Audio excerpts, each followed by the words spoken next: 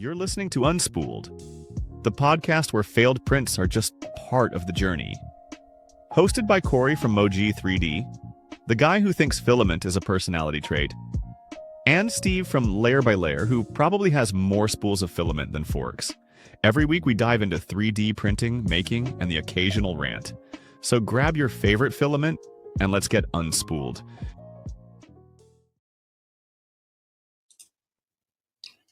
All right. Hello, everybody. Hello, everybody. I'm Corey, JustGee3D. And I am Steve, Layer by Layer. So tonight, what we're going to be doing is talking about 3D printing, making, general stuff. We've got quite a bit to talk about. A lot of stuff happened this week. A lot of stuff from Rocky Mountain. And then around 8:30 p.m. tonight, we are going to be joined by JustGee3D, awesome maker and YouTuber. Does cosplay stuff, great stuff if you guys aren't familiar with him. He's going to be on around 8:30, talk with us for 20 minutes or so, 20 minutes, 30 minutes, however long he wants to be on, really. So thanks for joining. So Steve, what have you been up to this week? This week was pretty cool. Even though I didn't go to Remurf, I did a model for New Makers, their display, which was pretty cool. So I was kind of there, but not there at the same time. So that was pretty awesome to see that setup on their table and like people's behind the scenes footage and stuff like that. So it was pretty awesome. It was, it was cool to see all of that stuff, set up and Like, we had kind of talked about that New Maker thing, and that was pretty cool. It was cool to see. I can't wait to see that. Well, you'll see it before me in live. Well, you've already seen it. You made it, but you'll see it at Merv. Merv, and then hopefully I'll be able to see it at 3D Printopia. But it's pretty cool. So if you guys haven't seen it yet, it's all over. It's on New Maker's socials, right? They took. I believe it's on their socials. It's on my socials for sure. I shared it there. And it looked awesome. Appreciate it. Yeah, you did a good job. Yeah. What about you? What are you up to this week? Or how was what'd you do last week? Yeah, just a lot of printing, a lot of getting ready for this episode, based off the first one we did. Following up on all the Remurf stuff. That was pretty cool. Hey, Daddy Wezzy. It was pretty cool. I surprisingly, and we had talked about it briefly before this episode, was that I haven't seen a lot of coverage of it that I'm used to seeing. It doesn't seem like there's been as many big posts, videos. I did see some live streams from there, some cool stuff. My two favorite things that I saw there, I've actually seen before, but it was really cool to see them there. I've seen them online, but was the stone 3D printer or the stone printer. I don't even know what they're calling it, but that massive all metal thing, I don't even know what you call it, but that thing is amazing. And then obviously the Magpie. I'm a big fan of the Magpie printer. That looks pretty cool. Yeah, that kind of built off the roof type of thing, but it's one of those things. I'm like, hey, Free the Heathen, how are you? Hey, Free the Heathen. Another fellow Twitch streamer, Free the Heathen. Sean, if you guys haven't seen him, he's on a lot. Seems like you're on every night. The Tribe. I think I saw you live today. So if you guys haven't seen him, go check him out. Cool stuff. Yeah, for sure. Yeah. But yeah, I think I'm sure there's gonna be a lot of stuff coming out in the next few days. I know all the content creators there, like Alan Mandic, obviously Joel and Nero, all of them there. And there were I did see a lot of like Hendrick and a lot of people from across the pond, Sam Prentice. Looked like Sam doesn't was there. Any of them, man. No, he's always at all of them. But it looked like Stefan, CNC Kitchen, he was there. Oh, really? I think that's the one that he go to. Yeah. Yeah, I think I did. It's probably might be easier for him to fly into Colorado where it's such a big airport. Yeah, it was really neat to see a lot of those people. So I think you're going to see more coverage of it. The one thing that I wanted, that I think was there, that I want to see at 3D Printopia, and you're probably going to see it in person before me at Merv, and you're a K1 guy, and I also have a K1, but it is the Fadis, the DXC extruder, which is based off the Devil design that he did, that extruder he did for it. So he worked with Fadis, and then Creality, manufactured by Runic, I think it was. Nice. But it's a really sick looking, supposed to be a drop-in replacement, drop-in upgrade for the K1. And I want to see that. And then Fadis posted, it was either today or yesterday, maybe it was the day that Murph, when was Murph? Saturday, Sunday. So Saturday and Sunday. Sorry, yeah. Murph. Yeah, Rocky Murph. So they posted that, I think it said available this Friday. Now, I don't know if that was just like pre-sale. Here's how much it's going to cost. It says coming this Friday. It says DXC extruder drop soon. So yeah. I'm wicked excited about that because it looks nice. It's a spicy looking extruder, man. Yeah, it looks really good. And Fadis obviously makes amazing stuff. And that Devil design, so they called it the Cyclops was what it was called when it was his previous design. And I did do that, and it worked great. I ended up taking it out because I wasn't happy with with the printed parts of it, and that was on me, not the design. The design was great, but I'm happy to see now that it's going to be done through Fadis and Runic and actually a manufactured extruder, because it looks really, really good, and it looks a little beefier and it looks bigger than the Cyclops. Whoa. My camera just zoomed in on me. The hand gestures, man. You're too fancy, man. So stop doing that. I think you got to do this one, and it'll expand it or whatever. So is that what it is? There we go. But it went all the way out. We'll figure it out later. Yeah, I'm like, stop doing that. I don't. I can't wait for it. It's one of those ones that has been I've been pretty excited about. So nice. I was happy to see it. So yeah, was there anything else at Rocky Mountain that you saw that kind of stood out? What about you guys in the comment? I mean, Daddy Wazzy, you're on the West Coast. He didn't go. No, but he probably was, probably paying attention to the streams and stuff as well. I'm trying to think. I felt like there were a lot of filament companies there. A lot of American filament companies there as well. Yeah, that was pretty cool. Hey, Tech Cheaper. So one of the filament companies that I think was there, and I'm not positive, if somebody was there in the comments, let me know, was Fusion Filament. They were there. They were there. So I've actually been, and I think I posted today about something, is that I'm going to be ordering one of their HT PET Plus filaments. And I was going to have everybody in the comments tonight to pick, because I can't decide on the color. So I was going to let that'll be cool. People in the comments pick the color, and I was going to order it and test it because I've heard really good stuff about it. So, Tech Cheaper, was that's the purple one, right? That I posted. I think that's their HT PLA, and it's like I can't even remember the name of it now. What's your something least favorite color? Don't listen to Tech Cheaper. He's trolling. He's like, "What's your least favorite color for science?" Because that's what he's going to suggest. Brown. So there was actually a post going around on X a while back that everybody was surprised that I have never owned or printed with brown filament in my life. Oh man, I printed with it like so much. I don't know why.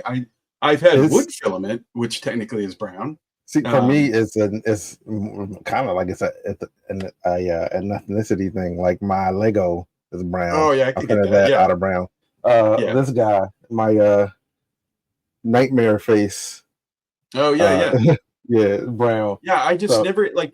I'm just a. never I had a mean, need to. Yeah, yeah, we talked about this in the first episode. Is that I'm more of a technical yeah, part printer, so I print in like the blacks, grays, whites. yeah. But when I do print like aesthetic stuff or fancy filaments, it's usually like sparkly purples and blues and greens and all that type of stuff. Not me. But I Not have me. tried, yeah, and Man, we, everything. yeah, that's what the intro is, I right? use More spools everything. of filament and forks. Everything. But I have been trying to get back into and doing more HueForge.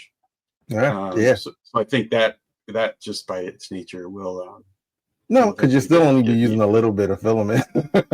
You'll be yeah, using but no I'll colors, but a be little bit. Yeah. it'll force me to stock more colors. We should start whatever. the like adopt a roll program for HueForge and like Yeah, just send the roll around. Everybody snip off like 100, yeah, just enough. 100 drawings of it or something, and then I pass mean, it that's on the to the one next good thing person. about HueForge is that you barely use any filament. You really and you the payoff is so huge for such a small amount of filament. You know what I mean? Yeah, Like it's like, oh, I got this amazing thing, and it took like 12 hours, but it only cost me 25 cents or something. You know what I mean? yeah, because it's only 28 layers thick, or 28 layers thick. I think was the last one I printed was like 28 layers. But so speaking of HueForge, I was like, I tried to scale one up to like a ridiculous proportion just to kind of like make it look insane, and I could not get it to scale. This was post, so I created it regular, and then I like scaled it up by like 200% on the Z to like see what would happen, and it just did not. The math was not mathing. It was like the math wasn't mathing. It was like, okay, and when I tried to like distribute the colors, it just I couldn't figure out. I'm gonna have to go back to it because it's very simple, but it was a late night when I was trying to do it. Because once you scale the Z up on that, it's gonna throw off all the color layout. Now that I'm saying it, I realize what happened. I scaled it, but I didn't take into account the first layer, which is usually what 2 point. It might be like 0.24 instead of 0.2, and everything else is 0.2. So when I scaled it, it became that should have been 0.48, and everything else had to go off of that. And that's where I messed up at, because I was like, this does not look like how it should look. And I'm like, what's going on? I mean, unless you're hey Steve Builds, how are you? Build over bots as well. Build over bot. I like Tech Cheaper's comment there about the coffee. That was pretty funny. Adopt a school. Yeah, in the arms of an angel right there. Yeah, but yeah, I don't know. I think unless you're someone who's really into HueForge and have really kept up with it, and have learned a lot about it, it can break the brain. Like it can. Yeah. It can throw you for a loop if you're not familiar with it, and it adds a whole level of slicing that with just the putting in the filament changes that a lot of people probably don't ever deal with. Yep. Yeah. Even what do you think with the UP make HueForge, because that's going to be a big thing. Oh yeah, for the anchor thing. Yeah, there's still a huge gap as far as price, and you won't be able to compare, the price of a HueForge, price of the Eufy makes. But the one thing that gets me with that is I did almost back that Kickstarter, but what gets me with that is I was hesitant on the cost of the ink. Yeah. And then it's kind of come out that it's because UV printers have existed for a while, big ones, right? Yeah. That not anything desktop like that, but it's always been known that ink is expensive for the commercial UV printers. But I think they've come out now that per like fluid ounce or something, this stuff is actually even more expensive than the commercial grade stuff. Wow. I think it's going to be $50 roughly. For the refills, but I mean, you may not need all of the refills. Who knows? But yeah, Because someone, $50 for yeah, like the yeah, and replay. I don't have it exactly right, but I think someone posted about a print. You know, they printed Mhm. a picture. Stop doing that. I got to turn that off. Okay. So they printed a picture, and I think it costs like $28 in ink to print it. Really? Yeah. And again, that Wow. may be off, that may not be right, but that just seems expensive. Yeah, Yeah, that seems expensive. AG if that's correct. printed vision. Yeah, that's crazy. Uh, yeah, Yeah, I and mean, I think what would be cool is like if you could take like a textured print, right, and still print I'm on top of that textured print. That would be awesome. sorry, I don't mean to interrupt you, Steve, but I'm gonna oh, not that one, this one. Where is it? Right there. Sorry, I missed it. I know, right? All day, Ah, man. sorry, man. All day. This. So, in case anybody is aware of these, this camera that I'm using now is the first. I've never used this one before. I bought it a while ago, but it's the Obsbot Meet 2. Tiny, tiny little camera, but clearly I have no clue how to use it because I didn't disable the gesturing with the. So every time, and I'm a hand talker, so it's going to be a rough night. No, my hands are actually glued to the table right now. So Yeah, I'm gonna have to sit on my hands. that's So my son's hand that keeps picking up the drink. Yeah, He's on the floor. no, but Right, so. yeah, I like these Obsbot cameras. I've heard people say good things about it, and I bought this like 8 months ago, but I never used it.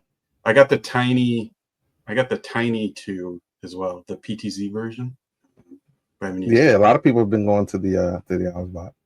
Yeah, actually, the first person that ever turned me on to them was 3D Print SOS Feder.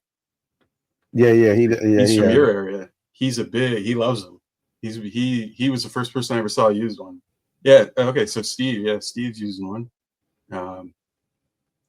Yeah, it's just the quality's great, and like this one here is the Meet 2, and I think it'll do like it does 4K, and the quality of it's pretty solid. Like this here is set to 1080p. Nice. 30 FPS, I think is just what, but it's pretty solid, and for the size and the price, they're pretty good.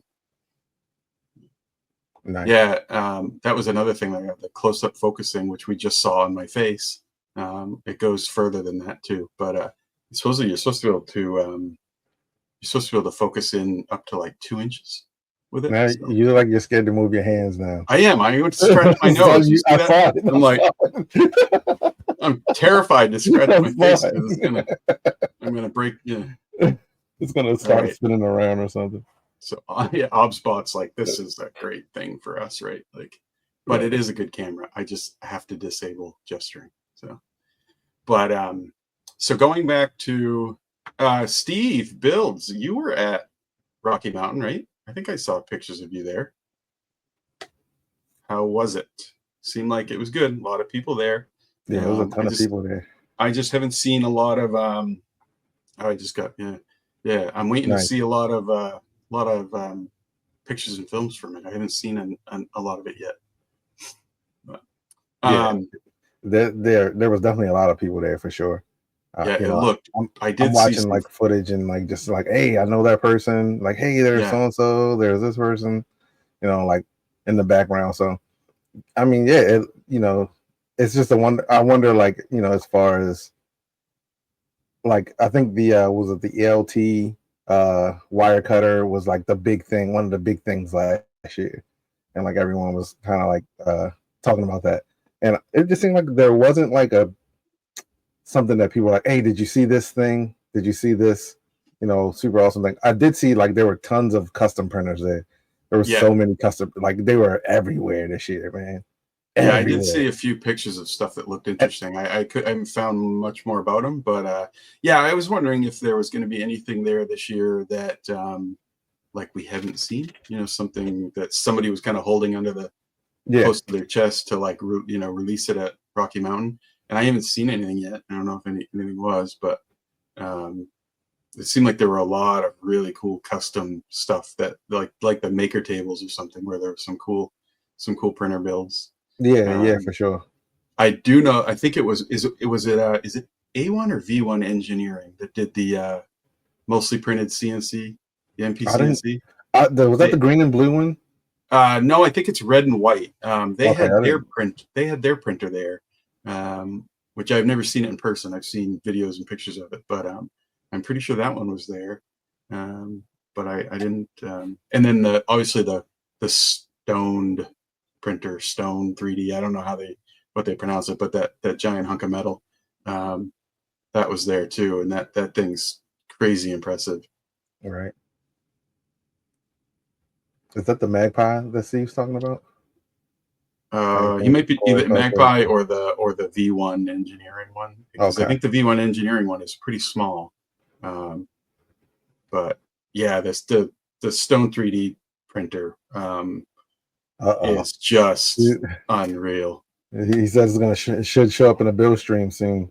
Oh, nice. I think if you look on their site, I think you can buy it's like $1,300 for the kit or $1,500 fully assembled. Which for an extra 200, I mean, I'd like to assemble it just because it'd be fun. But, what kind of fully assembled? Is this like the Prusa XL fully assembled, or like actually fully assembled? Because the Prusa XL fully assembled was like close to fully assembled. Yeah, I would imagine that I would imagine that it's fully assembled because it's a beast of a machine. Like it's beefy. Hey, shenanigans. Sorry about that. Hey, shenanigans. Oh, canned. But yeah, I'm excited to see. I can't wait to see that build from you, Steve. That Stone 3D. That thing's amazing. Yeah, that's. But I can't wait to see everybody's coverage from Rocky Mountain, like more Yeah, detailed. Yeah, dude. I know, right? 100%. It's gonna be cool. Someday I haven't been to Rocky Mountain. Next year I'd like to go.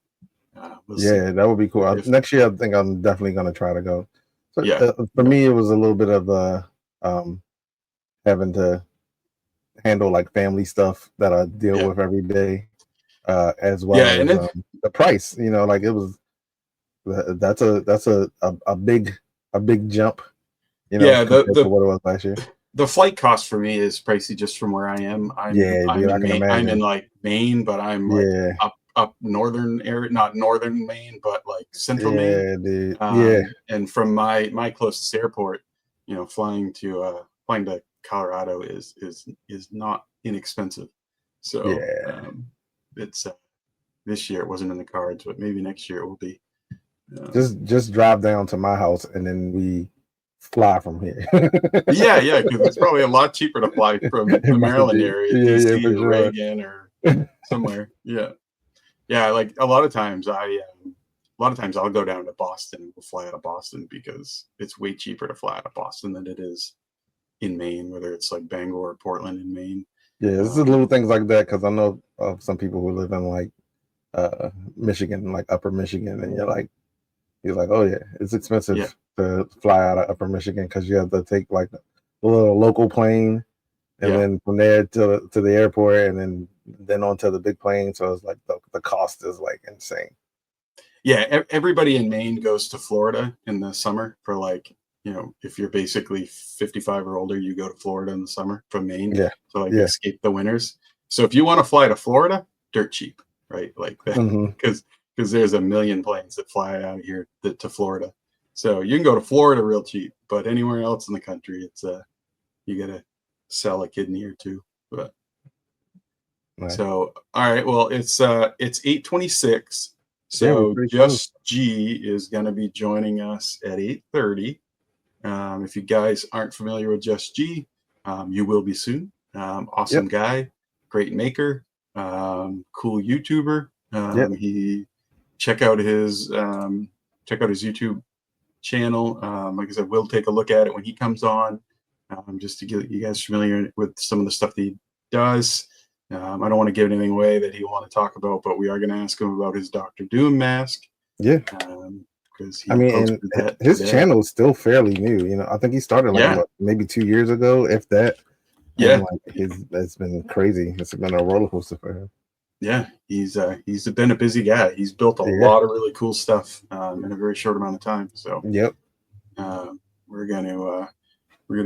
Steve's gonna reach out to him real quick. He'll join in a little bit, but after after Just G joins us, we're going to dive a little bit more into some filament stuff that's come out from Soraya Tech, specifically that I want to talk about, and then other things that that came out. We talked about it briefly last episode, but I wanted to dive more into it, kind of deeper into it. The behind the scenes part of it, kind of the maker ethos of it.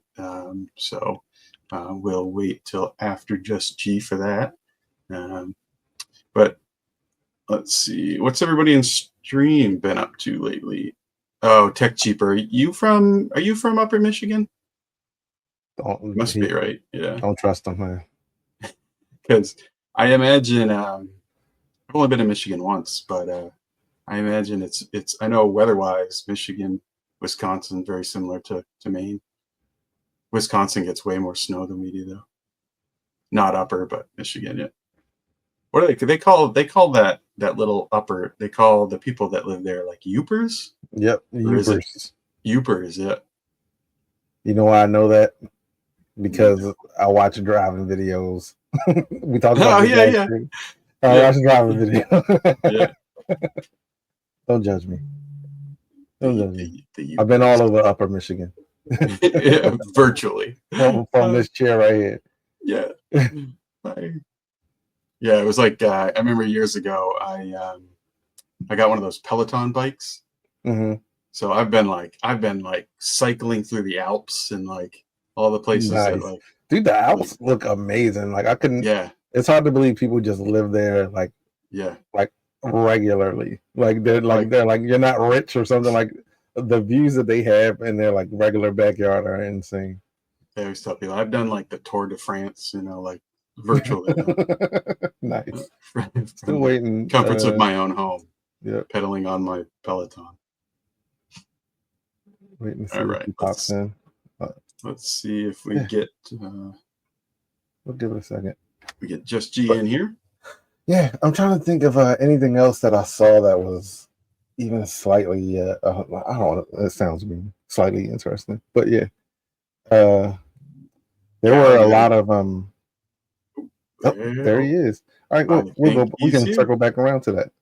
Okay, so welcome. There's Just G. How you doing, buddy? Oh, what's going on, guys? What's going on, man? How's your week been? You busy? Busy. I have a video coming out soon, so I want to make sure I get everything situated with that. Get my I's dotted and T's crossed. I almost got that backwards. Yeah, we were kind of telling everybody in chat, that you were coming on, and we briefly had hello everybody. The screen. Say hello to Just G. Yeah, let him introduce himself. Sorry. Yeah, go ahead and give yourself an intro there. Oh, okay, awesome. I'm Just G. I've been 3D printing for about 2 years now, coming up on my 2-year anniversary in July. Yeah. Yeah. I am a content creator, YouTuber. I make 3D prints and cosplay props, I guess you can say. I started focusing mainly on helmets. I actually made a full War Machine suit. I'm proud about that one. That one took some time. And that's it. I'm trying to venture out and do more things with 3D printing too, not just sitting where doing 3D prints. I want to get into foam making and just whatever the world has to offer when it comes to creating content and props and stuff like that. Dude, I remember when you started that War Machine, and I like would drop in every once in a while, and you were like doing the size, and I'm like, man, I was like, this dude's crazy. This dude's crazy. And you seem to get that done quick. I've been working on I've been working on a full Iron Man suit for years, and it is still in a tote in my attic. I don't know how you finished it that quick. He's Just G, man. That's how. Yeah. No, it actually took, I want to say, a year total time. When I first got the idea to start the War Machine suit, I was like, you want to make it big in the 3D printing world, you have to have an Iron Man suit. And I didn't want an Iron Man suit because everybody had one. So I was like, okay, I'll do a War Machine. And I really liked the Mark I. So I was like, this is what I'll do. I'll just start with the helmet. If I like it, if I get a good response from it, people enjoy it, I'll continue making different parts. And that's how I started. And I was like, I want to have this completed by Dragon Con, and that's in Atlanta. I always wanted to go to Dragon Con. So I was like, I'll get a War Machine suit. Nice. I'll go to Dragon Con. And it'll be good to go. So I started, boom, did the helmet. Great response too. And that was a sponsor build by PCB Way. And it was like, okay, got this one knocked out of the way. And then I was like, what else can I do? Let's start on the back piece. So I started on the back piece. That actually took a lot because that's when I just got my resin printer. And I really wanted that detail in the back of the suit. So I resin printed multiple back pieces. And then I just kind of spliced them all together.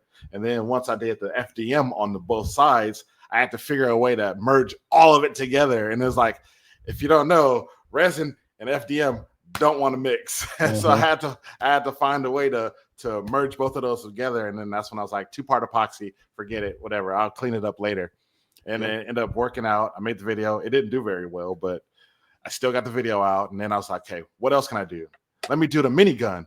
And then this was another sponsored build. So I had them send me the tubes for it. And it was all resin printed and stuff. I put it all together and it is massive. I actually have it because I will never use it. It's nice to look at, but it is massive and it's heavy. Resin is heavy.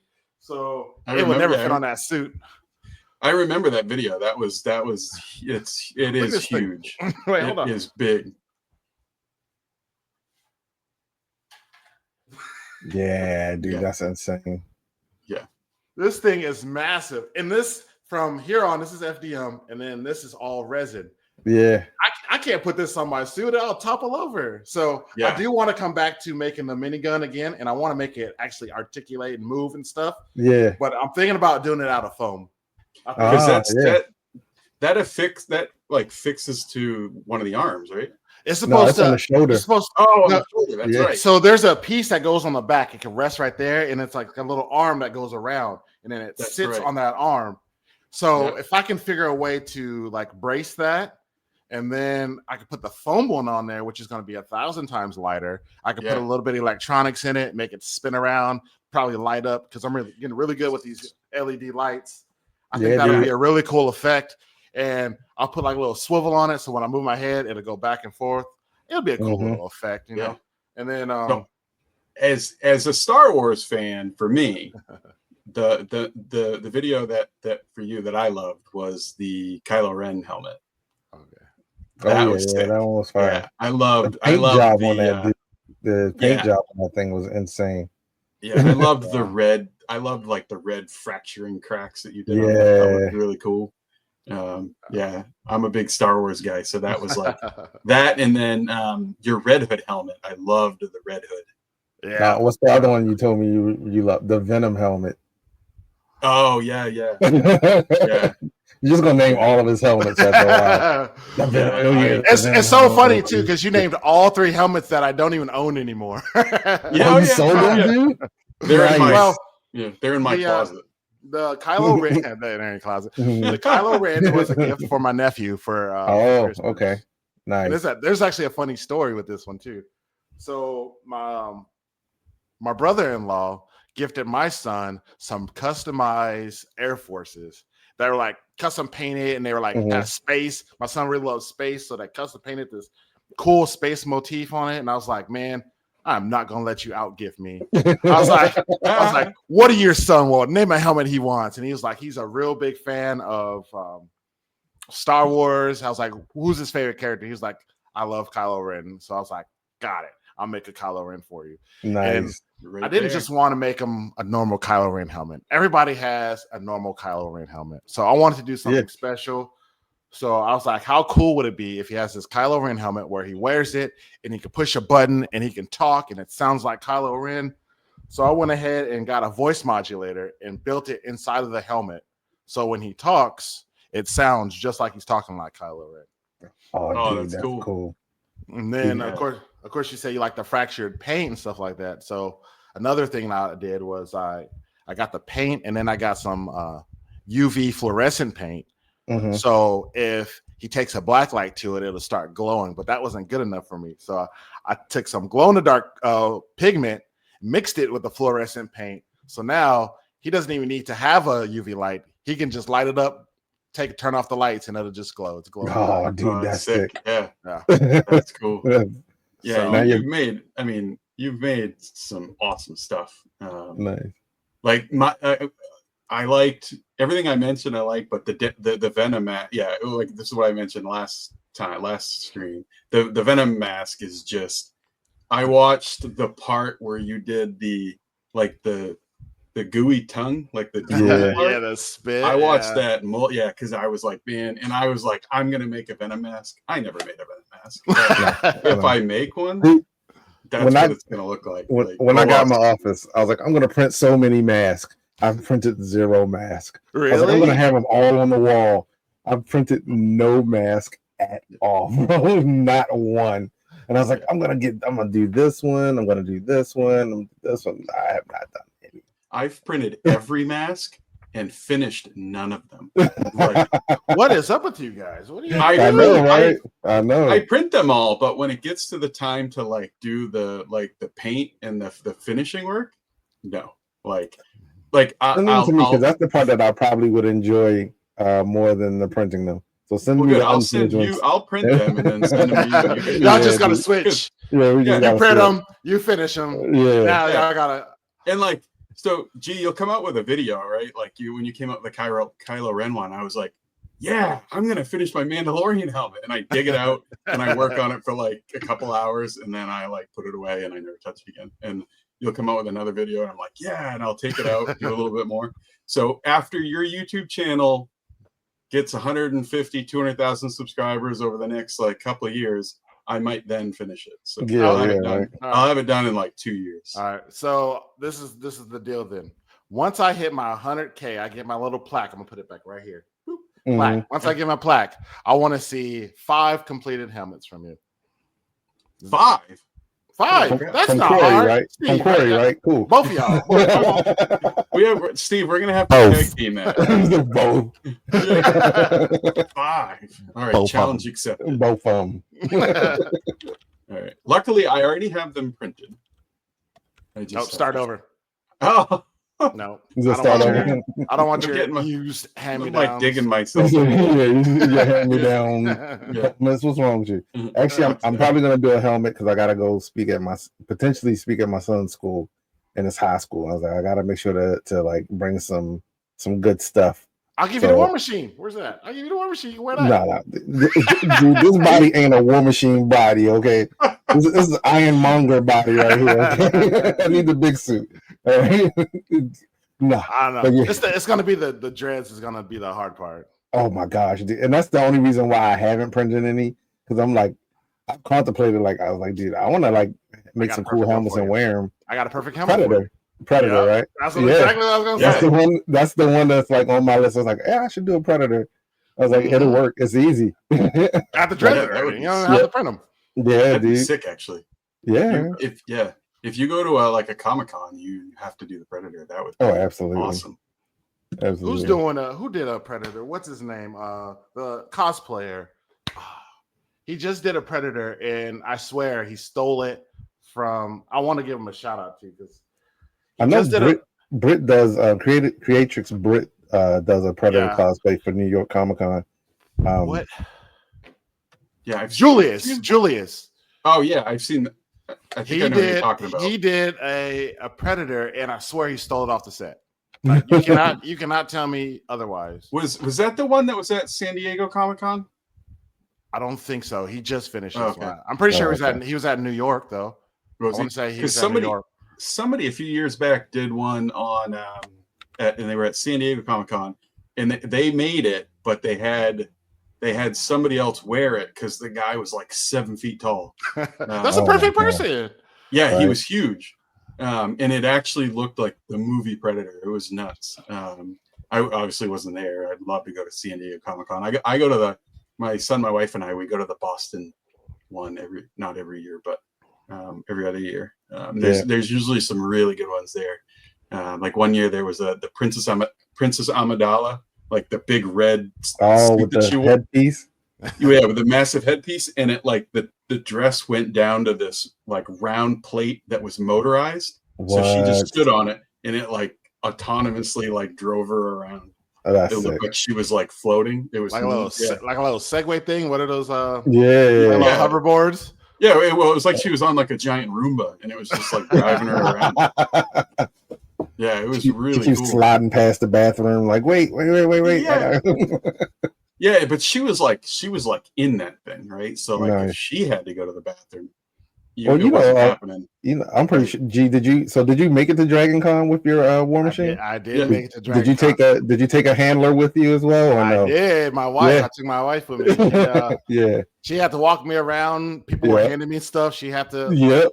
I don't like to be handed things. I don't like to be handed things. So she had to. So when you got the whole suit on, how was your mobility? Fair. I'll say it was Okay. fair. Yeah, I could walk upstairs. Okay. I couldn't bend over at the waist. I could move my arms, my hands. I could do poses.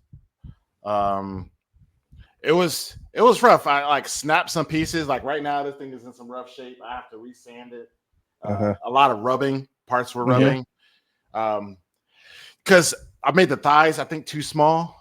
So like they fit on there, but they kind of slide down. So you start to see the buckles. The arms.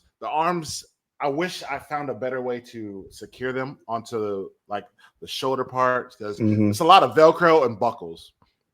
But once you get sweaty, everything gets slippery and stuff starts sliding off. You think the foam is going to hold it. The foam didn't hold arms. So my forearm started to slip off. And I made the forearm guns too. All the guns I excluded. I don't like to print guns. That's one thing I don't do. It's understandable. Yeah. But I had to do it for the suit.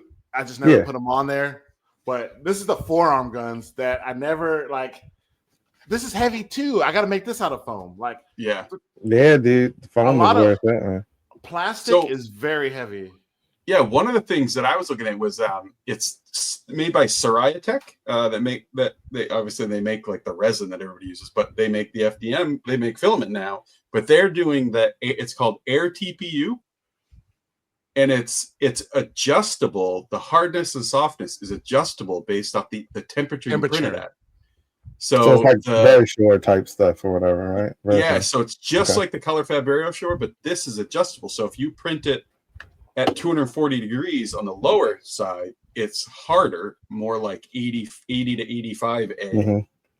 But then if you print it hot, like the 270 to 280, it becomes foamy and light, like a 60 A, like a VarioShore. So it's really cool. You can have one filament. That breaks down the chemistry. Like you really gotta be like chemist at that point, because now you're messing with molecules and stuff. Right. Yeah, and it's impressive stuff. I actually ordered a roll of it, and it's not bad. It's $50 per kilogram, which is bad. I think actually less than the Color Fab. The VarioShore I think is more. But the benefit with this is that, like, if you don't want it to be light, fluffy, and airy, you can just print it colder and it stiffens it up. So it's pretty cool. It'd be an awesome thing to try. Yeah, I'm trying to think if y'all listening, hit me. No. Yeah, that's right. Give JustGee a call. You definitely could use it for like making like padding and stuff inside of pieces. You know, that neck piece. If you look at that picture, that neck piece I'm wearing, that's the only piece that I made that was TPU. Oh, okay. Oh, TPU. Okay, nice. I made a TPU. It was hard. Everyone was like, "You're not gonna be able to paint on it. It's gonna crack and stuff like that." So I did many light coats of paint, and it was able to. It doesn't crack or nothing. It's because I've seen flexible cosplay stuff being painted, like with you, and then Off Earth. He's done some flexible painting. Big shout out to Off Earth, because he helped me with that Dr. Doom helmet. Yeah, that was like that. Yeah. That's gonna look awesome. I can't wait to see that done. We're gonna be stalking Off Earth for a little bit. He's on our list as well. Oh, yeah. But yeah, his metal work is like beyond anything I've ever seen. And I'm not even trying to like ride, but I've never seen like his like Halo helmets and the way he does textures and he did that like cast iron spear thing that he posted the other day, last couple weeks ago. and it looked like cast iron. Like it looked like a cast iron piece that you would use in like a Crazy. fireplace. But yeah, I mean, I don't know. Like whatever tips he gave you for that Dr. Doom mask seemed to work because that looks awesome. I can't wait to finish it. It's gonna be a trip. Yeah. So you're gonna have you'll have a video for that, right?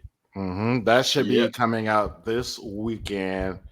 Anything forbid, like I have a timeline, but you know, stuff happens. So yeah. So hopefully everybody, I have it out Saturday. Everybody in the comments, everybody watching this, if it's we do post this live stream on YouTube after the fact. So if you're 2 weeks from now, go back and watch that video for Just G, because if you saw that if you saw his X post about that Doom mask, it's gonna look awesome. It already looks awesome. Can't wait to see it finished. But so couple questions for you. Yeah, sure.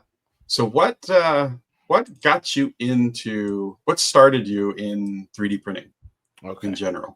Now we're gonna have an honest time. Honest time. So turn on the slow music. Right. Cue the music. Cue the music. Are you really about to cue some music? No. Oh my god. All right, sorry. So back in the long time ago, back in the way days, COVID. Just when you were only G, not just G. It was just G OG. Yeah. And I picked up streaming. So I wanted to stream video games. Everybody was off work. It was COVID 2020. I wanted to stream, so I started streaming video games, got real into it, started learning editing and development and social media, marketing and stuff like that. I started learning all my skills of social media and content creating. And then I was like, man, I'm never gonna get famous doing this. I don't know. This is like so saturated. Everybody does it. My YouTube was getting probably 50 views, if that. Now I'll be lucky to get 50 views on a YouTube video for gaming. It was just oversaturated. So I was one day watching was it Frankly Built? I was watching a lot of videos. I was probably watching Frankly Built and watching how I was like, man, I could do that. I was like, I could do that. And I have a real creative bone. I used to be a chef. I was in the culinary industry. I'm classically trained. I went to Le Cordon Bleu. I always had a creative bone. So I was like, nice. I want to try this. So I convinced my wife to let me buy a 3D printer. I bought me it was $350. It was the Elegoo Neptune 3 Plus. And I went for it. And not only that, I didn't even print anything minus a Benchy. You know, everybody prints a Benchy there first. But my first real print, I went ahead and I printed, I was playing Apex at the time, Wraith's Heirloom from Apex Legends. That was my first print. I made a video about it. And that video was my first real 3D print that I actually post-processed, finished, painted, and everything. That was it. So if you go back and look at that video, it's terrible. So bad. But I keep it on there because it shows where I came from. And I think a lot of people will get discouraged when they're making their YouTube channel and they're like, oh man, I posted this video and it's so bad. And I used to watch a lot of YouTube gurus and they talk about your first videos and how bad they're going to be. And I'm like, no, they're going to be bad and nobody's going to watch them. Yeah. And I probably got all my views on that video because of where I am now, and people went back and watched them, to be honest, because there's no way nobody will watch those videos now. It was in my office. I used my phone because I was afraid to use, like, the camera I'm using now is, I've been streaming with this cam. I bought another camera, a 4K one, like a decked out one, but I don't want to stream on it because it might overheat. Because, long story short, but I used that. I started streaming off my phone. My audio, I think I used my streaming microphone for audio for the longest time. It was the basic of the basic. I didn't have much skills about storytelling. I didn't have skills about editing. But you start to develop it, probably like, I want to say your 25th video, you're going to be like, oh, I know what to do. And then you're just going to keep... Yep, and you're just gonna keep just pushing them out because you're gonna start developing a a strategy and a habit, and editing gets easier, so it doesn't take as long. I'm not gonna lie, it still takes me about 20-25 hours to edit a video. It takes a long time, but I just it's because I just want to double check, go over everything, make sure I have everything that I need to go. But did I answer your question? I kind of went on a tangent. Yeah, no, it was just really how you kind of got into it, you know, like what got you into 3D printing. So well, I saw like Frank, a lot of other people build it, and I thought it was really cool. I'm into comic books. I have a Green Lantern tattoo. Like I'm in the comics. You know what? I never printed anything Green Lantern. Oh, you gotta print something Green. Just do a ring. Yeah, a ring and a lantern. I want to print a ring and a lantern for a friend of mine who was like huge in the comics, and I was like, I figured I'd use a little bit of green with some luminous green, you know, something that'll kind of kick it up or whatever. So yeah, you got to build green lanterns, at least a lantern. Nothing. I didn't. Yeah, I like to design lamps. You do. Lamps. Oh, so I'd love to do a design me a custom 3D lantern, and I will print it. And I will print it. I'll print it probably in like some like white ABS, so it can like shine through, and then I'll put some LED lights in it. If you could, I can't 3D model.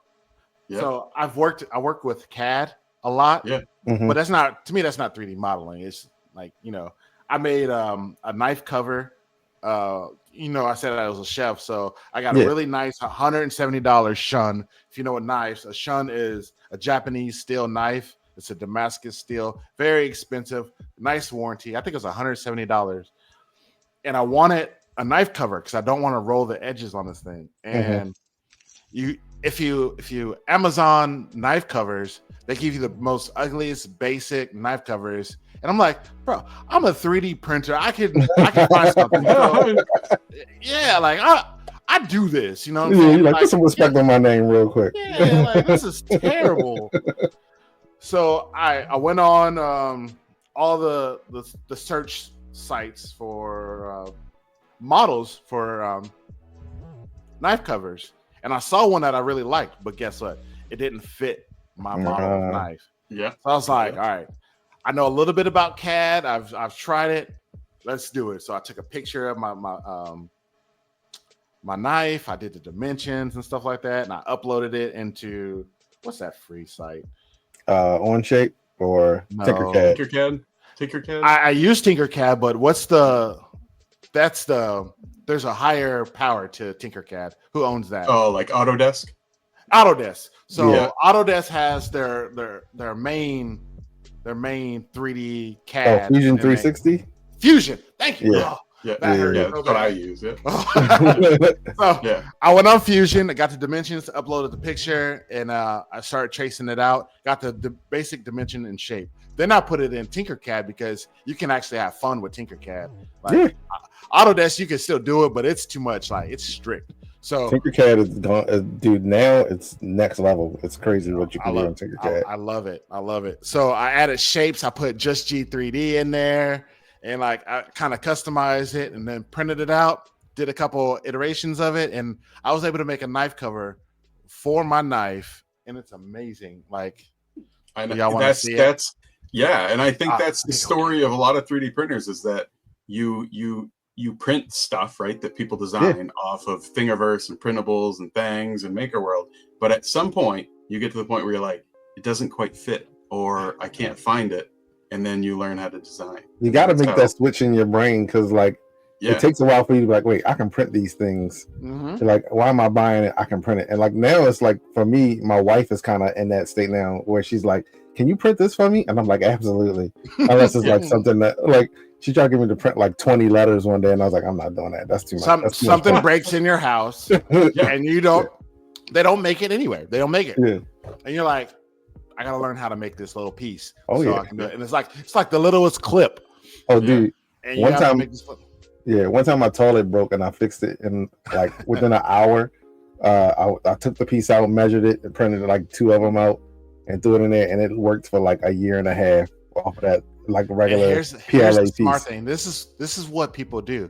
Once they get that little piece, they realize that you cannot find it anywhere, and then they'll upload it to their Etsy or whatever, and then sell it out. And then now they have a whole print farm for this one little piece. I saw a guy who does that. Yep. I saw this guy who did that for like truck pieces. He started printing out pieces for like a Jeep, and then these pieces that they don't sell anywhere else. And he cornered a market for it and just started making a whole bunch of money.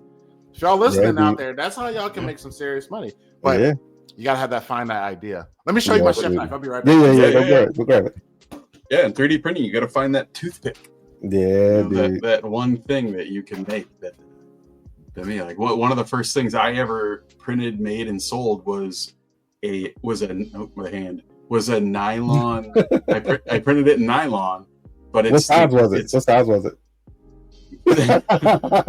Size of my So it's made out of nylon, and it's like a half a gear that is in Fujitsu heat pumps, where the front of the heat pump raises up when you turn it on. There's a gear in that articulates that front piece up. Well, those break all the time, and you either can't find them, or you find them and they're just like $25 things. So I started making those and selling those, and I sold hundreds of them for like $5 because it cost me 20 cents to make. All right, let's see this knife cover. All right, y'all weren't talking bad about me, right? I got this recorded. Of course not. I got this recorded. Just kidding. So here is the knife, and here's the cover for it, and I got JustGee3D on it, and just to save on some like aerated, so if you don't want to have it too wet. And it fits perfect. Oh, that's clean.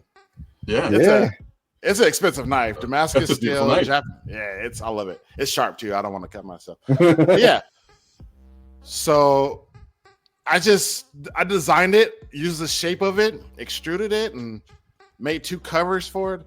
And I made a different one because I started buying those build plates with those designer plates that have like shapes and stuff.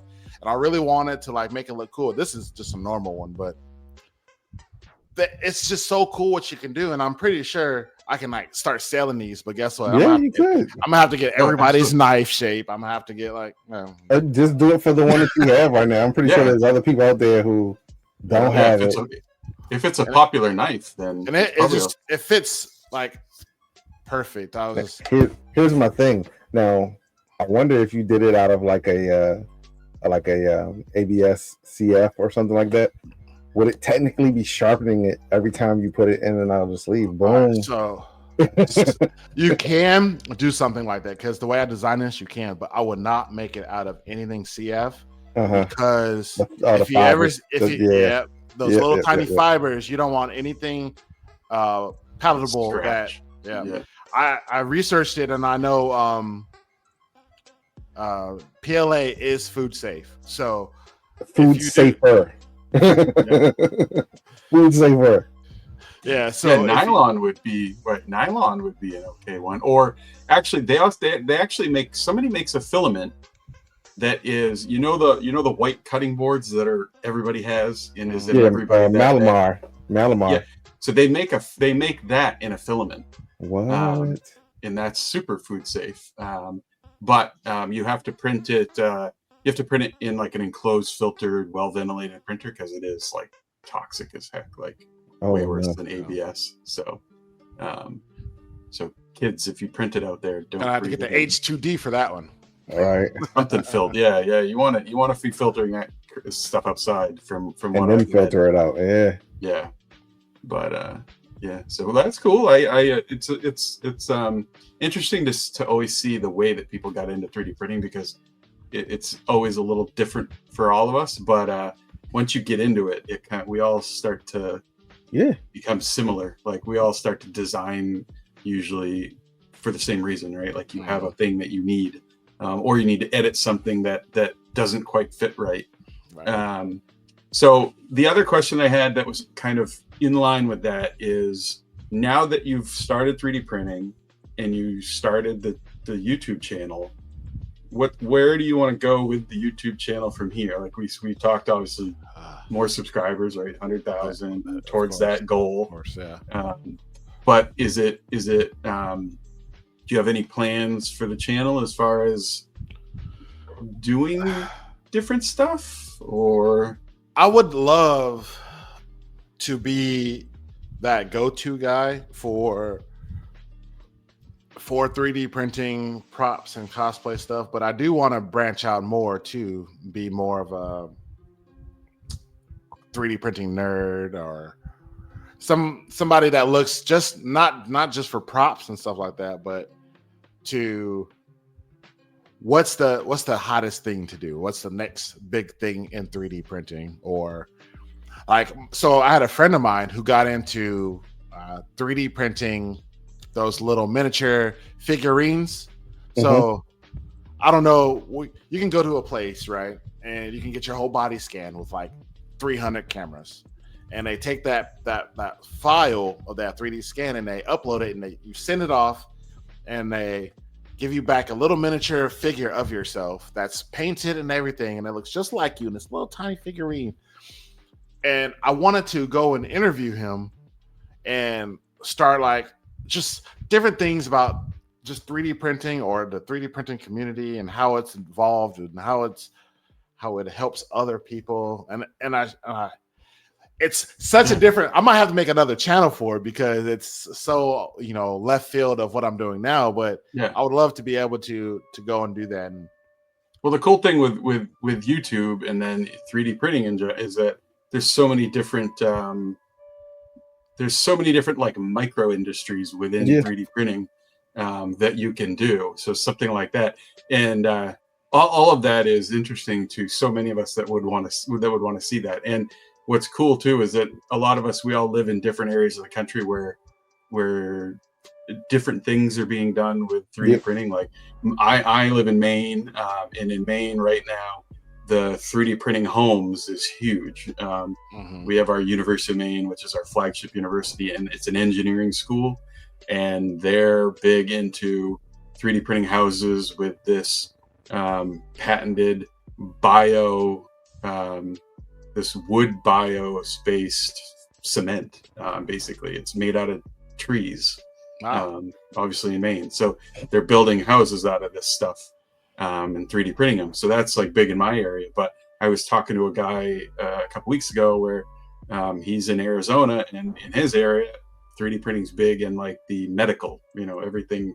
They're trying to 3D print everything in the medical industries out there, and they're trying to do that everywhere. But for him, he says that's the stuff that he's focusing on. So yeah, that would be cool, to see you transition, even if it's another channel. A lot of YouTubers start multiple channels, I mean, the one thing that you could probably do is just do your regular JustGee videos, and then at the end tack on a little interview, and so like people who are there, your loyal people will probably will continue to watch the whole thing, and and watch the interview as well, and then you don't necessarily have to try to build up a whole second channel, and then after a while you can kind of party like, hey, this video is just an interview, whereas though the first 20 of them were like, here's me doing what I do, and then there's a little 5-minute interview at the end, and then eventually people will just start looking for you for like all 3D printing content. But I mean, it's just one of those things of like, you gotta you at least as far as pivoting a channel is like, I think people can pivot a channel. It just takes some time to get your audience adjusted to it, and just do a video. Do a video on designing and making knife covers, cookie cutters, culinary arts, instruments printed, and you'll put a printer in every kitchen in America. Man, you know how many trolls will try to light me up for printing food stuff? Printing food stuff is such a touchy subject. It's by far, dude. My goodness. 100%. You don't understand how many people wanted to flame me for printing a knife cover. It was like, oh, you're just going to print microplastics? I'm like, oh, yeah. How many cutting boards are plastic? Like, chill. Yeah. I printed a lampshade and like a single layer base mode lampshade, and I posted it on X, and people like raked me over the coals. That's going to burn your house down. That's going to catch on fire. And I'm like, no, it's not. Like, it's fine. It's got LEDs. It's literally right there. And it's quick question, G. Yeah. What's a helmet that you haven't printed yet that you love to print? Like, you're waiting for someone to make the model for? So I was going to make another suit. Like I love this suit, but I want another one that fits better. And I didn't just want to reprint the same suit. So I was going to print the, what was it, the Mark 6 or Mark 5 War Machine suit? The one he had in the beginning of the beginning of Endgame. Okay. And the model, the suit's already made. JustGee3D makes the suit. I was gonna, the helmet's already made by Vec3D and them, like the whole wireframe crew. There's already a helmet that's already made, but it's not motorized. And I literally went to each and every one of them and I said, hey, can you motorize this helmet? And they said, hey, I don't motorize. Oh boy, what motorizes them? And he's like, hey, yo, I don't touch other people's models. And I was like, oh goodness. He's like, I sell a kit, you can motorize. It's like, it's not the same. Like this helmet right here, that I see the picture of it, that was made to be motorized and it works perfectly. If I start taking kits and try to add it, it's not gonna work. And I'm gonna be stressed and I'm gonna flip out. Because now I'm already pot committed and I can't. So I would love to finish building that like I think it's the Mark 6 helmet. But other than that, man, I print what I see. I don't really like, oh man, I would love to print this. Because I know if I want to do it bad enough, there's an audience for it. Yeah, for sure. So basically if you see it and it speaks to you, you make it. Yeah. Essentially. Nice. Or somebody pay me to make something. Yeah, sponsors you to make it. So here's the other thing real quick, right? So as far as growing your channel and your crowd, when we gonna see you at a Rap Festival, man? Yeah. When I get an invitation, I mean, I would love to go to all these different places. Yeah. Stuff, but the way my checking account works, I have a checking and a savings. and I'm money, so I said, so you know what I'm talking about. And that much. Yeah. But yeah, I don't have well, if I put money aside, I can go to these different festivals, these different man, that's a lot of traveling. I just don't think I'm ready for it yet. So without doxing yourself, what part of the country do you live in? I'll tell you what state. I'm in Georgia. Oh, okay. I'm in Georgia. Yeah, I'm in the South. I've said it before, so okay. So you got 3D Printopia, that's in September, and you have Midwest Rap Festival. That one is kind of laid back, and I don't know about any of these, by the way. Listen, yeah, for sure. But so Midwest Rap Festival, that's next month. That's in Goshen, Indiana. That one's laid back, super chill. Dylan from Saturday Morning Props, he came last year. He had his Iron Man suit there as well. That's a laid back one. It's at a fairground, 2 days. It's a little hot because it's in like an old school building, like fairground building, but it's really laid back and fun. We just had Rocky Mountain Rap Festival was just this past weekend. I said we, like I was there, but it was this weekend. We as the community. That one was this weekend. That's the biggest one. Like out of all, say 3D Printopia is no longer considered a Rap Festival, is what I heard. I don't know. To me, it's still the same thing. But Rocky Mountain was this weekend. It was in Loveland, Colorado, 5,000 people.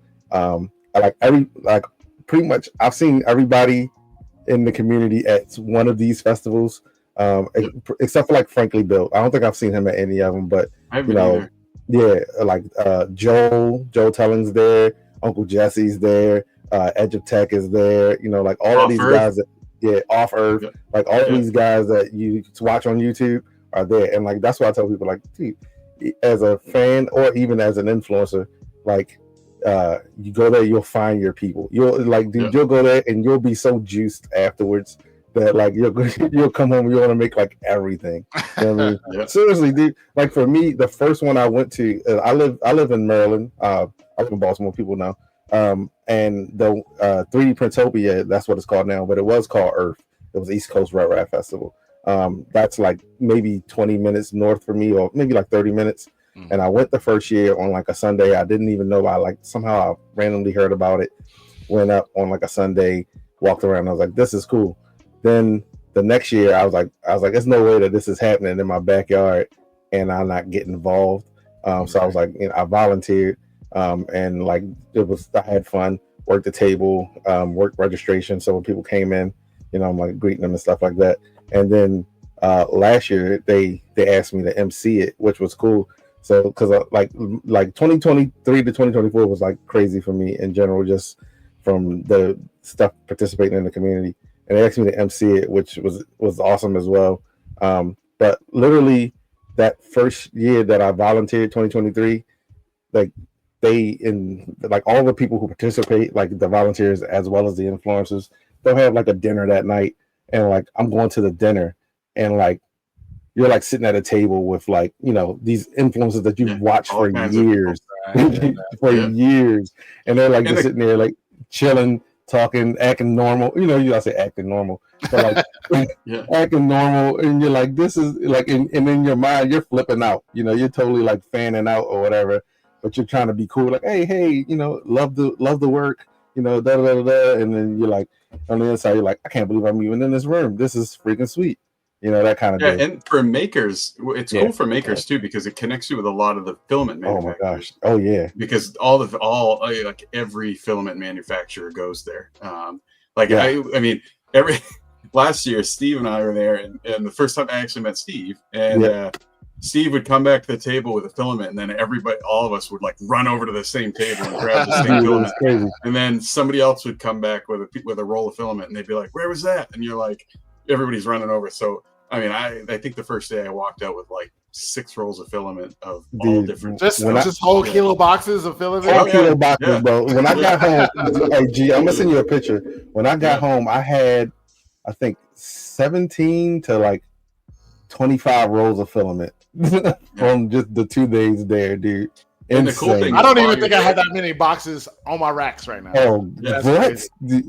If I turn this camera up, you'll see the problem that I have. Nothing like your Rex. You know why though? You know why that you guys have so many, and I buy the same filament, or that's Corey. The same filament, and that's all I use. Like, so I swear by Polymakers Cos PLA. Because the sanding. Yeah. Do y'all agree with me with the sanding? Like that is easier. Which one do you use? Do you use A or B? A.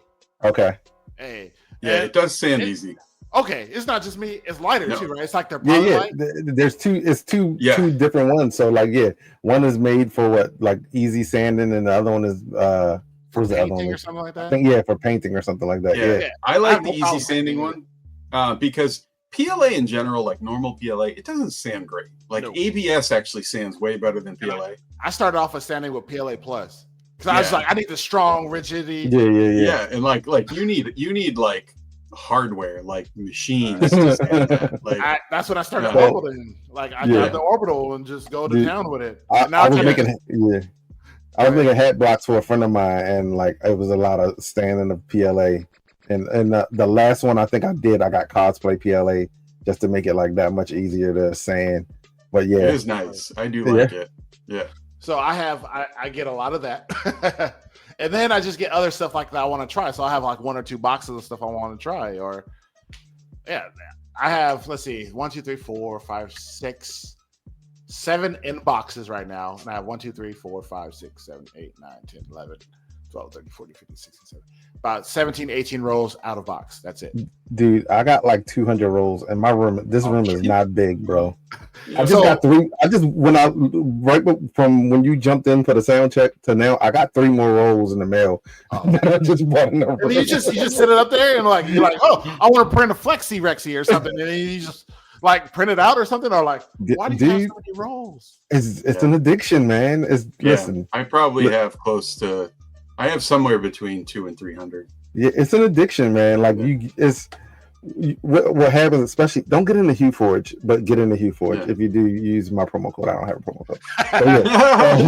code. Listen, you get into HueForge, you'll like, I need another filament with this different TD. TD is like opacity. So like you want, because you're layering it like a cake to make certain colors and make hues and all that. You're like, I need more filament to do this. Like that alone will do it, but then like also I like the design, and so I just like having those colors available or different shades available whenever I need them. And then also like when you kind of like get into the community, you get like filament from different places and stuff like that to like you go to a festival and people are like, hey, here, take a roll of filament, and you're like, okay, cool. So like you just wind up with like rolls of filament. And also for me, I live 2 minutes from Micro Center, so that's nice. Yeah, dude. It's good and bad. It's good to the point where like I go in there now and like they don't even bother me. They don't even ask me if I need help. I just they know. Yeah, I just like give me 2 stickers, please. I'll slap it on the box, and then like I'll walk out. So that like a large majority of my filament, it was probably inland. It has kind of shifted to like Polymaker as well as new makers, but like dude, the addiction will grow. So for me, I print a lot of technical filaments. So when I start with, if I print a polycarbonate carbon fiber, I have to have everybody's polycarbonate carbon fiber because I got to find one that I like the best. So I have 3DX Techs and Polymakers and everybody else who makes that, and then you just end up with piles of it. It's an addiction. All right. Just like printers. I got 2 questions for you guys then. So first one is, how many half like rolls do you have, and then how do you get rid of them? Do you just use your AMS and then run out of one and then? For me, my halves usually, if it's, I won't even say half, but if it's like just the remnants of the roll, like let's say like the last 100 or 200 grams or whatever of it, that usually becomes a test roll. I'll use it for like testing other stuff because I always usually have like another backup, kind of like either in the wing or on like in the back of the shelf or whatever. So those will become test filaments, and I'll use that for like testing the model before like using the good filament to make it or whatever. So for me, that's what I do with it.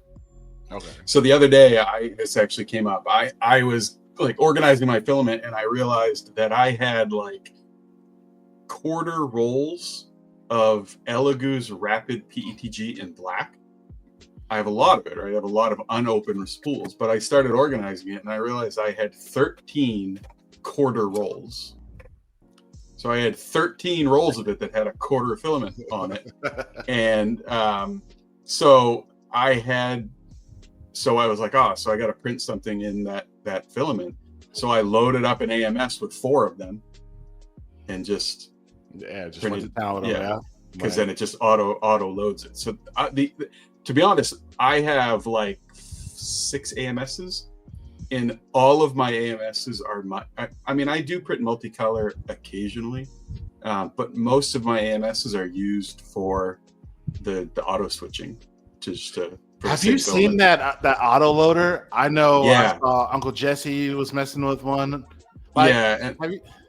I have looked at that. That looks really interesting, and I do think I want to pick one up. There's another one called for people like the printers that don't have AMS systems, and you want to use up a roll and then go to the next roll. I've heard and I have one for that. Like some people like love it, and then some people are like, it's okay. Yeah, like, and I have one. Okay if it does its job. And I have one. I have one called the Night Owl. And if you have a clipper-based machine, it works really well. That's like an open source thing. I think you can buy the kits. I can't even tell you about the firmwares. I have no idea what that is. Yeah. So it's it works well. But I mean, the AMS is they serve a lot of purposes, right? Like if you want multicolor, great. But they also work great as just a filament switcher. Runoff. Runoff. Yeah. That's what I mainly use them for. So I mean, I've used this one time. The Sun. I was going to ask about that. You used it once. One time. Yeah, I have one. You gotta have a spool roller, like, don't you? Like, yeah, exactly. And that's what I realized. I was like, wait a minute. I was like, I just joined these 2 rolls together. And I also own one of those. Yeah, I also own one of those, and I've never taken it out of the box because I printed a respooler, right? Mm-hmm. So the spool sits on the top, and then another spool sits underneath of it, and you just spin it, and it respools it. I printed all the parts for it, but it's sitting in a box, and I haven't assembled it yet. This is a recurring story for you, huh? It's I should have instead of Moji3D, I should have been named my channel ADHD 3D because There you go. like yeah, I Probably print already everything taken. and then move on to the next project and stick it in a box. It's probably taken by someone who started it and then just walked away from it. Boom, got Yeah, it. it took me 2 years to build the Recreator 3D. Well, now they sell. You see, they sell the bundles for it now. The pre-made ones. But I'm like, that's oh, pretty I cool. want to do the kit because I like building stuff. Yeah, no. Just go never ahead and buy finished the one that's already built. I do finish printers. The KB3D. There you go. Yeah, like all my Vorons I've printed. I've built a lot of custom printers. I do finish those, but it's all the incidental like accessory based stuff and helmets that I can't seem to finish. Yeah. So one question for you, JustGee, that I like to ask everybody: what's your favorite or your best print fail? That's a good question because I haven't thought about it. Let's see. I've had a few. In other words, when's the last time you cried like a baby? Basically. Yeah, yeah. I've had a few of them. You should have led with that. Like, okay, hold on. I actually have one example. I'm gonna show you this. So I have an X1C with the AMS, and I want to make a Spider-Man helmet for my son. The first, I'm having PTSD thinking about it. I got PTSD. I wanted to try out. Now I've used the AMS before, and I've used multi-switching with small prints. I've made a maker's chip and stuff like that. Mm-hmm. So I've used the multi like switching stuff, but I've never done nothing like this. Mm-hmm. So as you can see that there's two different filaments right here for the red. Mm-hmm. And you probably know why I ran out of red, because I tried it before and it failed. Oh yeah. So it's probably gone up to here. I think it was the jawline, my first attempt at it. And I don't know what's wrong with my AMS. I think the motor is going bad on it or something like that, but it will not load the filament all the way down perfectly every time. It'll say like error, failure to load filament. I have to go in there and switch it. So you can understand how frustrating that could be when you're doing a multicolor print like this. Yeah. So I was sitting there doing it every 20 seconds, and I had it in slot 1 and slot 2. Slot 1 was red, slot 2 was black. I learned because you'll use 1 and 2 the most. Try 3 and 4 later. Mm-hmm. So I eventually finished it. It's right there for my son. But I used slot 3 and 4 because it was able to feed through. But yeah, so after 20 something hours, remember it got like right here before it failed. 20 something hours, it completely failed. And I'm like, yo, this sucks. Like it's always those long prints. Most of my printers at this point are now reliable.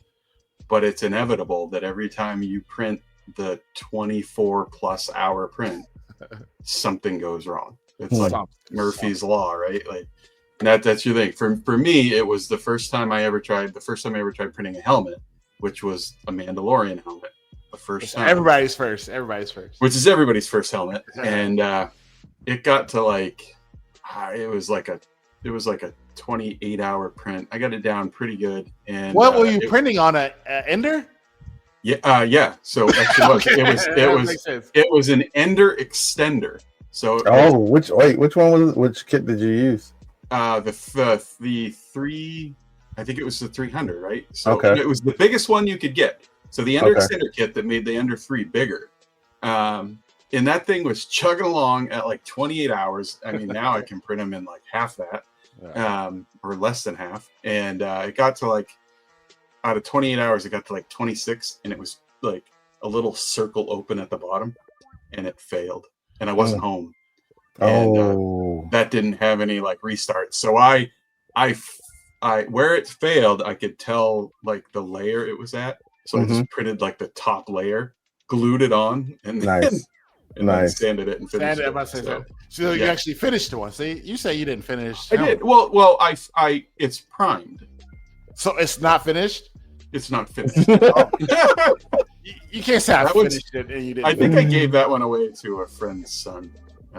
or to my yeah. So I've printed a lot of helmets. I just don't ever paint them all. What? Or do you Or have any like of a problem like finishing, like the whole post processing is like an issue? Yeah, it's just it's the painting part. Like That's my I favorite get part. there. It's my I favorite know, part. I like painting with like brushes, but I don't like painting with like when I did my Fallout printer, like that's all painted, but that's all like brush and airbrush. So I know a guy who does tutorials on painting helmets. I know. And every time you do one, I'm like, yeah, I'm gonna finish it. Do I make it look easy? And then you're like, yeah, this yeah. And it's like, because you watch the video, and I'm like, and you know, like, okay, it probably took them months to do that and hours. But your videos, it's like you watch like a 25-minute video, and you're like, yeah, I can do that. And then you go and do it, and it's like, after like you get, you know, carpal tunnel and a blown out elbow from all the sanding, you're like, oh, this sucks. Okay, so you know how you guys say that your addiction is buying filament and stuff like that? I love the artsy part, which is the post processing. That's the printing is that's not fun and interesting to me. That's just a step to what I like to do, which is the post processing part. And my addiction is buying spray guns. Look at this. Uh-oh. I have airbrushes on airbrushes on airbrushes. Oh, you think man. these are cheap? This is a $350 airbrush. Sweet Jesus, yeah, they're expensive. This is, you can see the price on it. Oh no, you can't. Oh, there it goes. $129 for that one. These are the cheap ones, but it still cost me $50-something. I have 3 more of these in my drawer, like this. 3 more. So do you actually notice the difference between them? Like, is it a substantial difference? No, I do. So okay. Here's a prime example. Okay, I'm gonna show you. So this one. Oops, I almost dropped something. All right. So these look almost exactly the same, yeah? But they're not. This is basically it's a mini air gun. So this has a 0.7 millimeter nozzle. This is a 3.5. I can still do fine detail work with this. You can tell about like the cups on them. They're different. This one's like a lot bigger. And this one actually comes with a big cup. I'm trying not to. Oh, I can actually install this cup on there if I want to. Wow. So that's like covering, and then the other one's like detailed. Yeah. So I can adjust the nozzle. So you have this little tiny tip right here. I can take this tip off, and I can put on this tip right here. And now, sorry, the minigun just fell on me. I got to put it on this tip right here. And now I have basically a miniature air gun. Now I clear coat with an air gun because I need to wide coverage. I have like 3 air guns. Oh, it's an addiction. But I can unscrew this one. This is why this costs $350. I can unscrew this tip and put on this tip and get a bigger fan.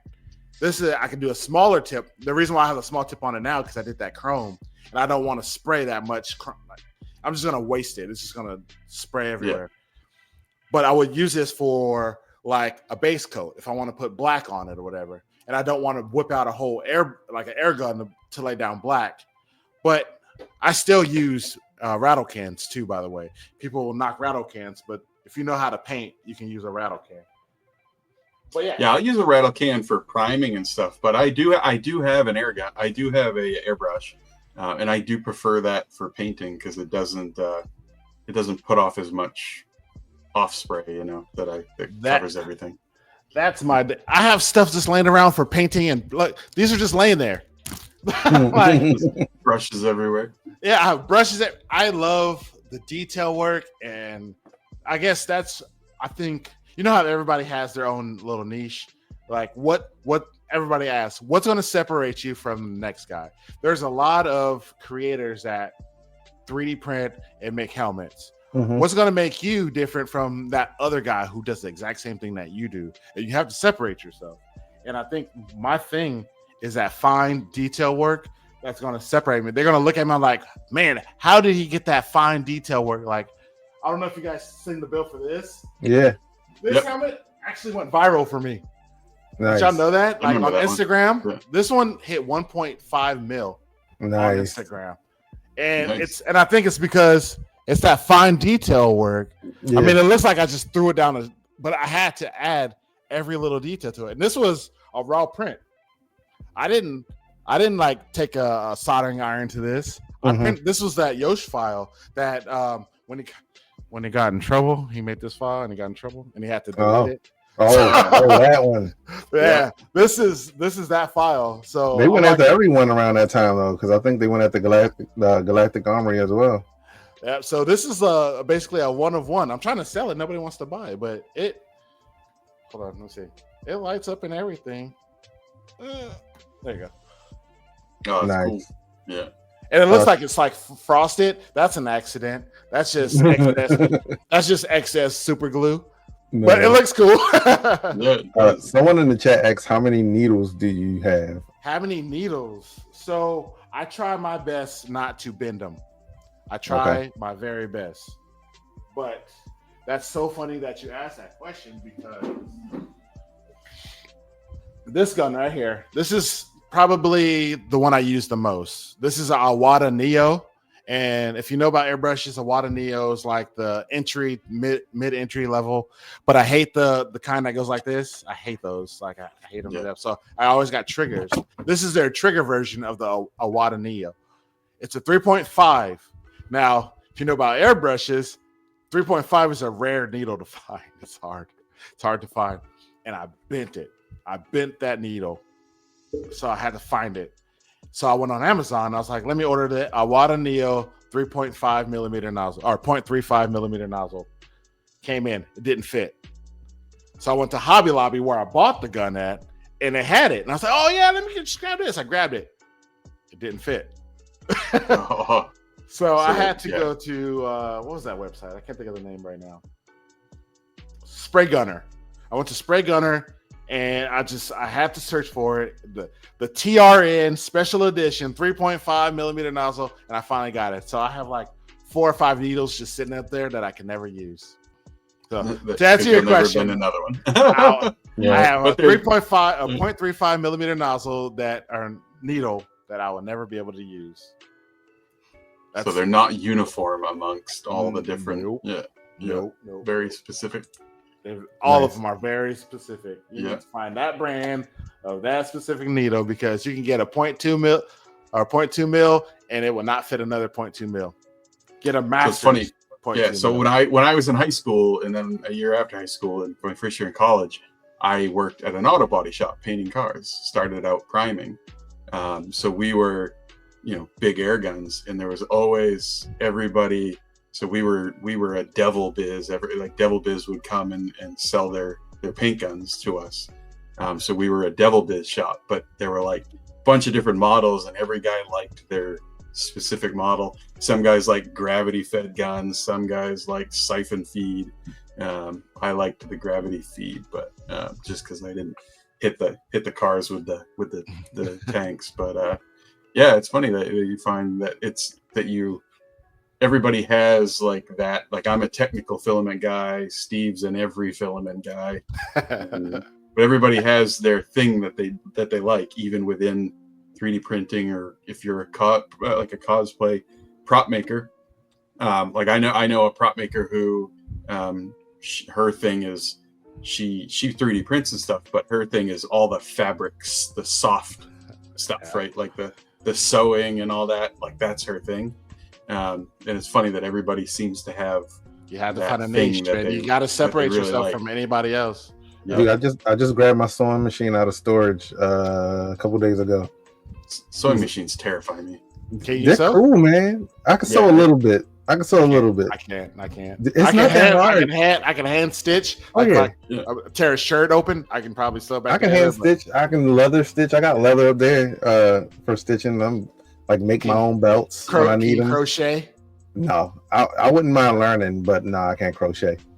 My wife So, can, but no, the sewing machines terrify me. I feel like I'm dude, gonna like. they are awesome, man.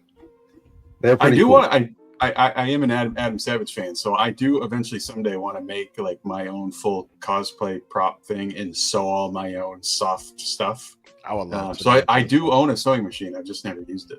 My mother's always like, "Oh, I could teach you how to use it," and I'm like, I tried to use it. I tried to use it once, and it like all bird nested. Nope. My mom taught me how to use it, and like, all tangled up. Dude, I remember like my daughter. She was going to school. She had a uniform, and then she transferred to another school, but they were still using that same uniform pattern.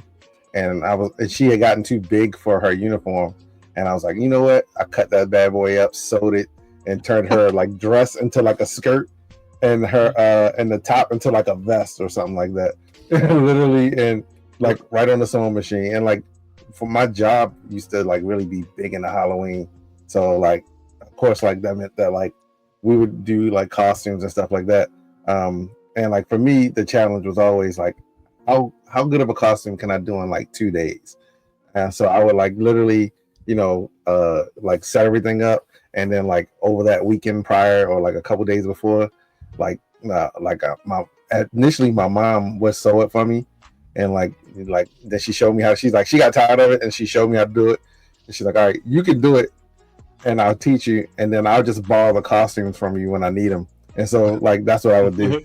Like I would make the costumes, and she'd like, hey, can I borrow that Stay Puft Marshmallow costume that you made? And then she'd wear it to work or whatever. Why do I picture Steve just like busting out the sewing machine, putting on like a headband, grabbing like that grabbing that tomato plush where you stick the needles in, right? Yeah. On the wrist. Yeah, on the wrist. It's like, I got you, babe. Don't worry about it. The tomato plush was a big part of it. I was like, I hunted. The first time I sold something, I hunted for that tomato plush. I was like, listen. He's a Joan fabric. When I'm all in, I'm all in. Like if you tell me you're moving, if you're like, hey, we're moving, can you come help? I'm like, sure. I come. I got like a skull cap on. I got like overalls on. I'm in character, bro. Like I'm in character, bro. You tell me what, I'm like, let's go. Like you gonna get the full routine. Joan coupons. Right? Oh, look over there where the Micro Center is. There's a Joann's fabric, and they're closing down. And I've been like sad every day I ride past there. I'm like, oh man. Yeah, all those ones are closing. They're all closing. of them are closing. So yeah, that's where you get some foam for cheap. Yeah, what is it? Willow Creative there. Dude. I think she was posted on X where she went in and bought like everything of bolt of fabric they had. I wish I would have done that. And my wife was like, she's like, where are you gonna get fabric from? I was like, I don't even know. Like I was legit like, I was like, I guess I'll have to order it online. I was like, I don't have to do that. Hobby Lobby has a little bit of fabric. We don't even have Hobby Lobby over here. That's I don't think I've ever seen a Hobby Lobby in this area. What? Yeah, we have Hobby Lobby and Michael's, but obviously Joann's gone. Yeah, Michael's doesn't carry a lot of fabric. They carry like some stuff, but they carry like squares and stuff like that, but not like like stuff that you could. Dude. Full boat. I wanted to deck out the inside of my Mandalorian helmet, so I got this like black velvet, like it was the nicest fabric I ever seen in my life, and I was gonna line the whole interior with it with the foam and stuff, and I was like, I put the foam and I was like, this is good. It works. Yeah, we good. I'm the only one that's ever gonna see it. Oh no, we got a couple Hobby Lobbies nearby. I might have to go check one of them out. Relatively nearby. So to kind of wrap us up here. Yep. It's over so much. My other question was what's your favorite filament? But we obviously it's PLA. It's cosplay. PLA. So we got that answer. Like crazy. Yeah. So do you have any other questions for Just G, Steve? Nah, man. Keep doing what you're doing. I think it's cool. For me, it's cool because like I talk about this all the time. There's not a lot of people of color in 3D printing. And it would be cool to see more people of color across different races in 3D printing. So like you're setting a good role model. You're making cool stuff. I think people are watching, and you're gonna hit 100 in no time, man. 100K in no time. I hope so. I appreciate that so much. Yeah, no doubt, man. No doubt. Yeah, I know. I was super excited that you agreed to come on. We were like we said, Steve and I, you were our number one on both Yeah. We both said at the same time, hey, who do you want to come on? And we were both like, Just G. So, and you were here on episode 1, which was which was like a awesome. sign. It was Yeah, like, I thought you guys been doing this, so I was like, no, dude, that was our first one. This is number 2. That's awesome. That's Yeah. awesome. Great. Thanks for coming. Yeah, keep man. doing what you're doing. We're all gonna watch your videos. I can't wait for that Dr. Doom video. If you guys are in the chat, please go follow Just G. He's an awesome creator. I appreciate it so much. Yeah. And again, Just G, YouTube with his all his awesome stuff. Appreciate you coming, and we will be keeping up with you for everything you do. Yeah, no doubt. Thank you guys. Thank you so much. And if you ever need anything, man, don't hesitate to hit us up. And absolutely. Yep. Cool. Just G. All right. Well, bye. See you, man.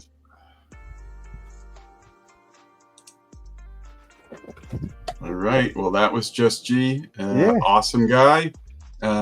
Great maker. Like I said, watch his videos. He deserves a follow. He's working hard. Super nice guy. Does a lot of cool stuff. His videos are great. His cosplay making is even better.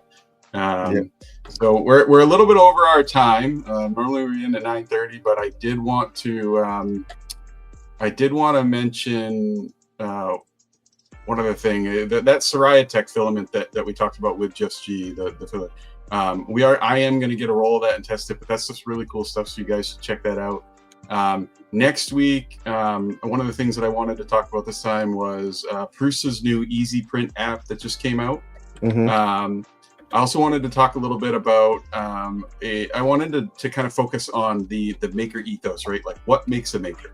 And with that, like when you're a maker and when you want to be able to make these things, do you want to see more things like the Philips fixables, where Philips is now putting out, we talked about it a little bit last week, where they're putting out their attachments for their beard trimmers and their hair trimmers, where if you lose one, you can just print it. And they're putting their models on printables available for people to just print. So next week, that's what I'd like to talk about. Steve's got some stuff that he probably wants to talk about. Yeah, I think the cool thing with the whole fixables part is gonna be pretty awesome to see. You know, Philips, that's a toe into the pond per se. It's not like so it'll be interesting to see where that goes. It gives us some time to kind of like gather everything up. But yeah, that'll be pretty freaking sweet. By then, Rocky Mountain videos will be out, so we'll have a bunch of those to kind of go through. We're still trying to figure out. A friend of ours has started a Discord for us, but just keep on the lookout. We do have a website. It is unspooledtd.com. And we will be updating that soon with all the content, all the places where you can find us. But yeah, we definitely want you guys. Like we said, this is a stream that will be fueled by the community. So, and next week we have an awesome community member coming in. Like Just G. You guys are gonna know him. He's awesome, and he's gonna be our second guest on episode 3. So don't miss that.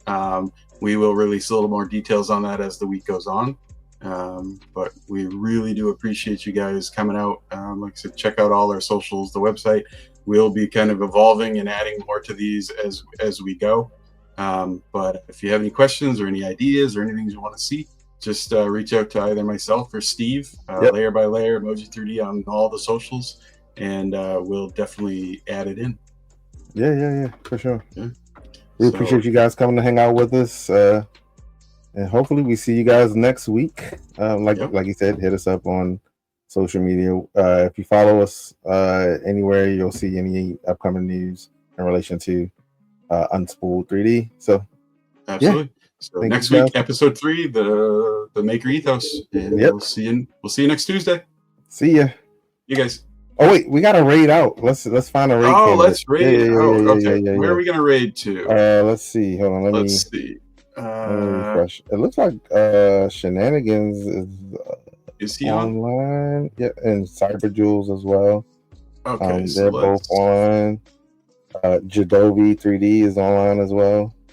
So let's try to find Let's see real quick. Shenanigans. Actually, let's see if they're who's live right now. So it looks like Shenanigans is live. Yeah, so let's raid into Shenanigans. All right, here we go, guys. We're gonna raid into Shenanigans again. Yeah. Have a good night. Thanks.